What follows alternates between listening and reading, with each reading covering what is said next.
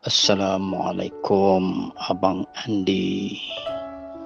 Semoga senantiasa mendapat rahmat Allah, dimurahkan rezeki dan sihat-sihat selalu. Saya Aziz dari Malaysia.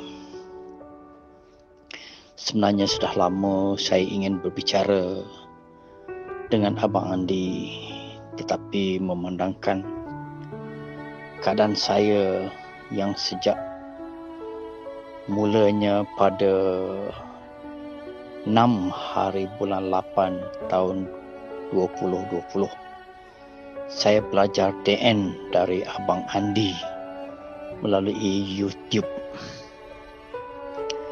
Sampai di saat ini saya masih lagi terawang-awang, masih lagi keadaan tidak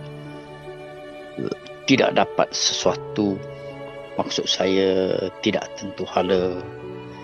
Kenapa? Kerana saya di level 1 dan di level 2 dalam keadaan yang agak tidak tenteram. Saya dalam keadaan yang sudah agak berumur. Jadi memandangkan begitu, saya rasa amat bimbang dan susah hati Abang Andi. Kenapa? Kalau berdasarkan umur saya, bila-bila masa saja saya akan pergi menemui Allah. Tetapi yang amat menyedihkan adalah apabila masih lagi saya di level 2, untuk pergi ke level 3 masih banyak sangat gangguan dengan kesihatan, dengan macam-macam bayangan datang kepada saya. Jadi saya minta tolong Abang dibantu saya macam mana agaknya saya nak selesaikan. Sekarang ini sudah hampir bulan 8, bulan 9, bulan 10 dan bulan 11. Sudah hampir 4 bulan. Saya masih lagi di level 2. Jadi saya minta tolong Abang Andi, dan saya selalu orang kata berserah kepada Allah. Seperti mana Abang Andi ajar dekat saya, kena sabar dan tenang. Tetapi memandangkan umur saya yang sudah terlalu singkat, saya merasa bimbang dan susah hati. Takut-takut Allah Ta'ala ambil nyawa saya. Jadi saya merayu, saya selalu memohon kepada Allah, tunjukilah saya dan ajarlah saya DN yang Abang dibawa ini. Yang mana DN yang Abang dibawa ini cukup-cukup menyusuk hati saya, membenarkan di dalam hati saya apa saja yang Abang dicakapkan dalam YouTube. Jadi Abang Andi tolong beri pencerahan kepada saya apa masalah saya yang sebenarnya. Terima kasih Abang Andi. Waalaikumsalam warahmatullahi wabarakatuh. Terima kasih doa-doanya Pak Abdul Aziz. Ya, semoga doa yang sama untuk Pak Abdul Aziz, mudah-mudahan selalu dalam kesehatan, dalam kasih sayang Allah. Amin ya Allah. Jadi mengenai takut mati itu adalah godaan setan, ya. Bisikan setan. Selalu kita itu rasanya tak tenang, rasa takut, rasa was-was, takut mati, itu juga bisikan setan. Takut mati itu bisikan setan, berani mati juga bisikan setan, ya. Makanya banyak tuh orang sampai bom bunuh diri itu kan, terlalu berani mati itu kan kena bisikan setan itu. Jadi takut salah, terlalu berani juga salah, ya. Minta mati juga salah. Jadi biasa-biasa saja, cepat atau lambat kita semua akan mati, ya. Tak ada Tidak ada kepastian, bang saya sudah berumur, saya sudah mulai sakit-sakitan, bang saya sudah mulai usia saya sudah lanjut, saya sudah takut mati. Ya, belum tentu. Bisa jadi yang lebih muda pun banyak yang mati duluan. Ya, ajal itu sudah di tangan Tuhan. Ajal itu sudah ditentukan Allah. Sekarang bagaimana? Boleh kita itu takut mati, tapi kita untuk sebagai motivasi memperbaiki diri. Aku sudah tua bang, aku takut mati bang, amalku belum banyak bang. Nah, berusahalah beramal lagi, berusahalah memperbaiki diri lagi. Jadi jangan sampai rasa takut itu menghantui kita terus, pagi siang malam takut terus. Nah, itu jelas tuh setan itu. Ya, membisiki was-was pada hati manusia, ya. Jadi jangan terlalu kita ikuti. Kalau muncul rasa takut itu berlindung kepada Allah. Ya Allah, aku was-was, aku takut ya Allah. Hilangkanlah rasa takut ini ya Allah. Tenangkanlah hatiku ya Allah. Minta kepada Allah. Kebanyakan kita ketika dihantui suatu rasa takut, apa saja bentuk rasa takut itu ya kan? Takut mati, takut nggak makan, ya kan? Takut nggak ada uang belanja, takut nggak ada beras, macam-macam kan? Takut itu kan beda-beda. Semua manusia pasti merasakan takut. Saya pun sering takut, apalagi rokok tinggal sebatang tuh, takut juga. Ya, kayak mana nih ya Allah? Masih pagi nih, siang nggak ada rokok nih, kan? Takut juga. Namanya manusia ya. Cuman kita harus paham ketika kita muncul rasa takut, kepada siapa kita bergantung, kepada siapa kita bersandar. Harus paham ke situ. Jadi jangan terlalu dipikirkan ya. Yang kedua, dalam mengamalkan zikir nafas nggak boleh ngoyo, nggak boleh kita buru-buru, nggak boleh kita harus bisa, nggak. Kalau berzikir ya berzikir aja karena Allah, nggak usah pikirkan mau level 1, level 2, level 3. Itu jangan dianggap tingkatan, kan saya sudah jelaskan.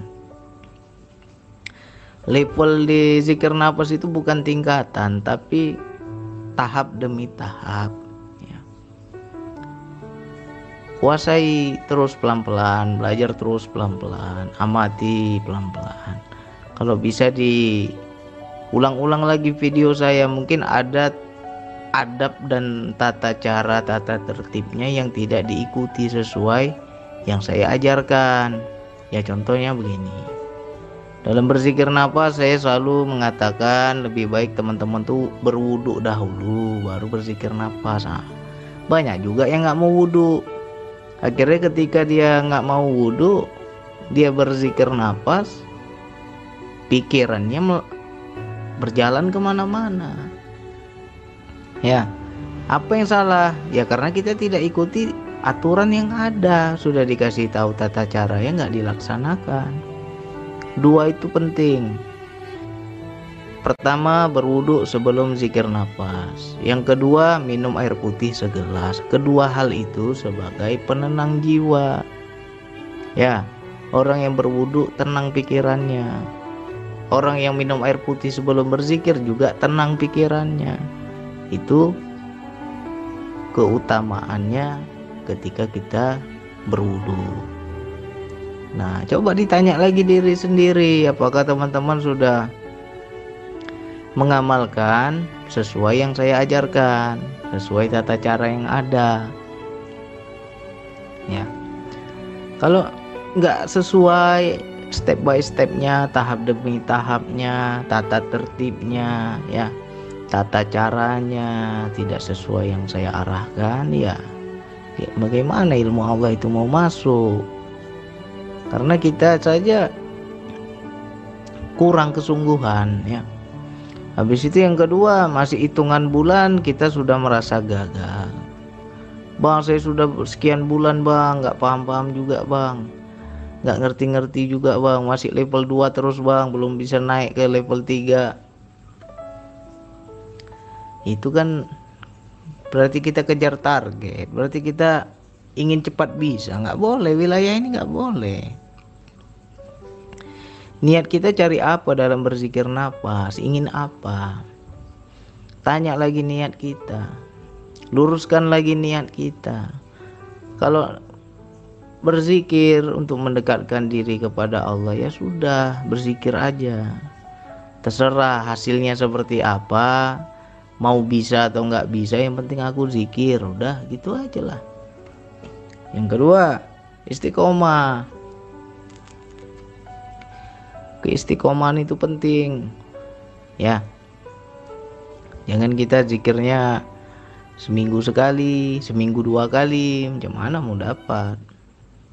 Ya, diperhatikan lagi ya, cari lagi di YouTube saya tata cara zikir nafas. Ada lagi video terbaru tata tertib, ya, adab dan tata tertib zikir nafas. Itu dicari tuh videonya, disimak baik-baik dulu, ikuti arahan yang sudah ada. Kalau teman-teman mengikuti arahan yang sudah ada, insya Allah banyak kemajuan, ya. Habis itu rasa takut tadi jangan kita terlalu pikirkan. Kita ingin mendekat saja itu sudah panggilan Allah, ya. Ada orang sedikit pun tidak pernah ingat Allah, tidak pernah sadar Allah, tidak pernah mau ingat kematian, berarti kan belum dipanggil tuh. Yang kita yang sedang dipanggil ini ngapain lagi kita pikirkan hasilnya? Ngapain lagi kita pikirkan aku harus dapat begini, dapat begitu? Nggak usah. Ingin mengamal zikir saja itu sudah panggilan Allah. Kenapa kita senang berzikir? Berarti Allah sudah buka keimanan kita, sudah panggil hati kita, ya. Kalau Allah sudah panggil, jangan harapkan aku ini masih jauh apa sudah dekat, jangan diharap, ya. Kalau sudah dipanggil kok. Jadi kita harus mindset itu dirubah lah. Jadi kalau memang benar kita takut, ya, saya takut bang, saya sudah berumur, saya takut dipanggil Allah, saya belum lagi mengenal Allah, belum lagi banyak ibadah, belum banyak memperbaiki diri saya masih kotor segala macam, ya, itu nggak usah kita pikirkan. Yang kita pikirkan di sisa waktu saat ini, gunakan yang baik. Aku nggak tahu nih amal aku yang mana yang Allah terima. Apakah lewat zikirku, apakah lewat sholatku, apakah lewat sedekahku, atau hanya amalan yang kita bilang nggak seberapa tapi justru itu amalan yang Allah terima. Jadi jangan sampai kita menganggap ibaratnya gimana ya, mensepelekan amalan, ya. Kalau kita belajar dari kisah-kisah orang terdahulu, ya, bahkan seorang pelacur saja ahli maksiat, Allah terima amalnya dari amalan yang kita bilang sepele. Apa itu? Dia kasih minum anjing. Dikasih minum anjing aja bisa masuk surga, ya. Padahal kalau kita mau kaji berat timbangannya, berat antara amal dan dosanya, luar biasa dosanya. Jadi pelacur dia, luar biasa dosanya, lebih berat lagi dosanya dibanding amalnya. Tapi karena Allah ridho, justru amalnya yang sedikit itu yang Allah terima. Jadi kita jangan sampai putus asa ngelihat orang lain, bang aku nggak seperti orang lain bang, orang lain itu ahli ibadah, orang lain itu kuat ibadahnya, paham agama bang, aku nih bodoh bang, nggak ngerti apa-apa bang. Sholatku juga kadang Senin Kemis, ya kan. Macam puasa pula sholatnya kan Senin Kemis. Apalagi sedekahku bang, seberapalah sedekahku, jarang-jarang aku sedekah bang. Bisa jadi Allah menerima amalan kita yang kita bilang sepele. Mungkin masuk lalat itu di dalam kopi kita selamatkan lalat itu, kita keluarkan lalat itu daripada mati tenggelam dia, kita angkat. Bisa jadi dari amal yang sepele itu Allah masukkan kita kepada surga. Karena surga dan neraka itu tergantung keridhaan Allah, bukan tergantung amal ibadah kita. Ya. Jadi bagi orang-orang yang sudah ahli ibadah, jangan merasa sudah punya kunci surga, ya. Hati-hati. Dan bagi kita yang belum kuat ibadah, jangan kecil hati. Mungkin kita nggak seperti yang lain, keimanan kita. Yang lain, wah luar biasa agamanya, ibadahnya, agamanya, ya. Sedangkan pakaiannya saya sudah islami, sudah apa kita bilang ya, dari berpakaian saja sudah bagus, ibadahnya lagi lebih bagus, akhlaknya lagi lebih bagus. Kita nggak seberapa lah. Jangan kecil hati, ya, jangan kecil hati. Jadi kita harus apa ya, berprasangka kepada Allah. Murkanya Allah dibanding rahmatnya Allah, lebih besar rahmatnya. Ya, andai kata murkanya Allah lebih besar, hancur kita, nggak sisa lagi manusia di dunia ini. Tapi karena rahmatnya yang lebih besar, walaupun kita berdosa berkali-kali, maksiat berkali-kali, tetap Allah kasih rezeki kita, tetap Allah senangkan hidup kita. Begitulah, rahmatnya lebih besar. Ya, jadi kalau memang kita merasa aku sudah tua bang, dan nggak kuat, aku sudah berumur bang, ibadahku juga belum bisa maksimal, jangan kecil hati, berusahalah semampu diri kita, jangan lihat orang lain, ya. Kalau lihat orang lain ya kita merasa kurang terus. Jadilah diri sendiri. Apa yang Allah amanahkan kepada kita, ya. Misalkan Allah berikan kita kelebihan ilmu, berbagilah, ajarkan orang yang nggak tahu, ya kan? Berarti amanah kita di situ. Allah memberikan amanah kelebihan harta, ya bersedekahlah, bantu orang susah. Karena Allah memampukan kita, bantu orang susah, ya. Apalagi Allah memberikan amanah pikiran, pintar kita. Nah, dengan pikiran kita lah bagi-bagi ide, ya, bagi-bagi saran, pengalaman. Mungkin kita nggak punya itu semua, kita mampunya hanya tenaga. Dengan tenaga kita lah berbuatlah kebaikan di muka bumi ini, ya. Karena kita itu tugasnya masing-masing beda-beda. Yang penting kita berusaha sebaik mungkin menjadi manusia yang manfaat bagi orang lain. Itu aja. Jadi jangan sampai putus asa, bang, level 2 terus bang, nggak sampai level 3 ada putus asa kita. Kan nggak dari DN saja, banyak cara Allah ibaratnya apa ya, menerima amal kita itu banyak, ya. Sangat banyak di Al-Quran itu Allah bilang orang-orang yang kami kehendaki, maknanya tuh. Coba kita cari tahu tuh. Kenapa Allah sebut dikehendaki? Kenapa orang itu dikehendaki Allah? Ya, contoh macam pelacur tadi. Melacur dia bisa bertahun-tahun dia jual diri kan, melacur. Begitu dia memberi minum anjing, di situ masuk surga. Sekali aja dia berbuat kebaikan masuk surga, ya kan? Itu kan luar biasa. Kita nggak tahu amal kita yang mana yang Allah terima, ya. Jadi jangan sampai kita kecil hati, ya.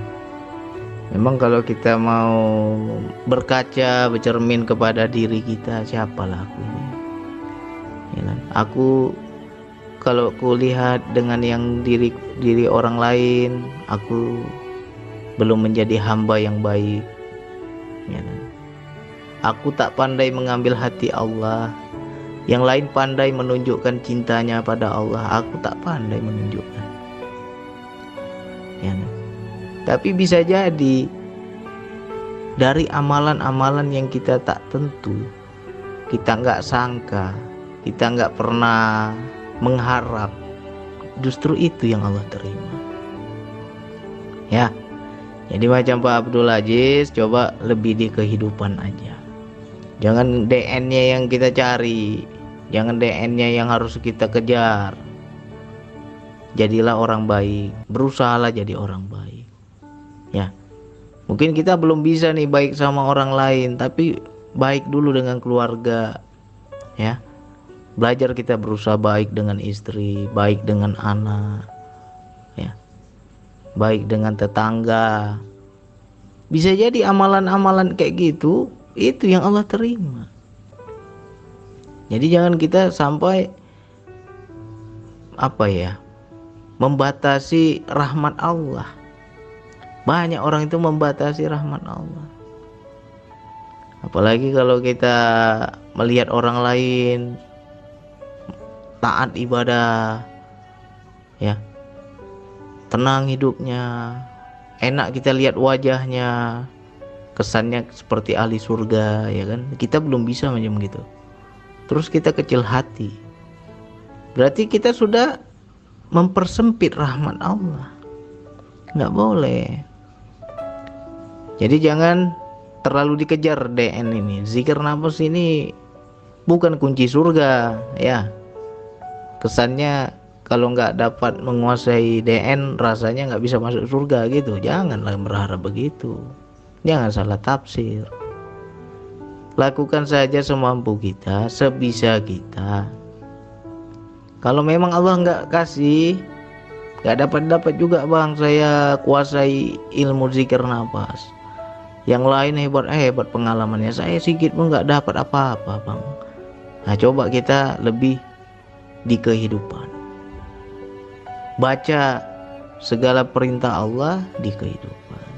Berusaha memperbaiki diri, jadi orang baik, ya. Sejatinya ketika kita baik kepada makhluk, kita sudah baik kepada Allah, ya. Disitulah apa yang lebih utama daripada ada orang sama Allah hubungannya baik sekali, ya. Sholatnya luar biasa siang malam, zikirnya siang malam, tapi sama makhluk sombong dia. Itu nggak ada guna. Bisa-bisa dicampakkan Allah, itu nggak penting tuh ibadahmu selama ini. Karena engkau nggak melihat aku di sebalik makhlukku, kata Allah. Ya, jadi kita lebih baik ke Allahnya, walaupun kita belum baik, ya ke makhluk dulu kita belajar. Sejatinya ketika kita sudah baik kepada makhluk, kita juga sudah baik kepada Allah. Ya, jadi mudah-mudahan untuk Pak Abdul Aziz dan yang lainnya juga jangan sampai kecil hati. Ya, dari kisah-kisah tadi yang saya cerita, ambil pelajaran, renungkan dalam-dalam, ya. Apa saja kebiasaan kita, amal baik kita yang istiqomah, yang kita anggap itu hal biasa, bisa jadi dari situlah pintu surga kita. Bisa jadi dari situlah penyebab kita masuk kepada surganya Allah. Kita nggak pernah tahu. Karena surga dan neraka itu bukan karena kita hebat ibadah, ya. Bukan dari situ. Atas ridhonya Allah, suka-sukanya Allah. Kalau kita ikhlas, tulus, Allah ridho, ya. Intinya belajarlah ridho kepada ketetapan Allah, ya. Jangan banyak mengeluh dalam kehidupan ini, banyak-banyak menerima, ya.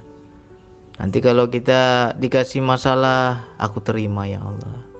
Dikasih susah, aku terima ya Allah. Dikasih lagi, belum habis satu masalah, dikasih lagi masalah yang lain, aku terima ya Allah. Ini semua sudah kehendak-Mu, ini semua sudah mau-Mu, aku bisa apa ya Allah. Kalau kita selalu ridho seperti itu, insya Allah Allah pun ridho kepada kita. Ini hamba-Ku, ku kasih sakit, ku kasih perih, ku kasih dia tiap hari menjerit, tapi dia terima terus. Akhirnya apa? Dengan ridhonya kita, Allah pun ridho. Ya, Dan tidak menutup kemungkinan walaupun amal kita tak banyak, tapi karena keridoan tadi, disitulah menjadi penyebab pintu surga. Ya, mudah-mudahan ini menjadi penyemangat untuk saudaraku, sahabatku yang lain. Jangan sampai dikejar kali ya. Kita belajar ketuhanan itu jangan sampai buru-buru, nggak boleh, pelan-pelan aja. Mudah-mudahan ya sedikit ini manfaat untuk kita semua. Sekian dari saya. Wassalamualaikum warahmatullahi wabarakatuh.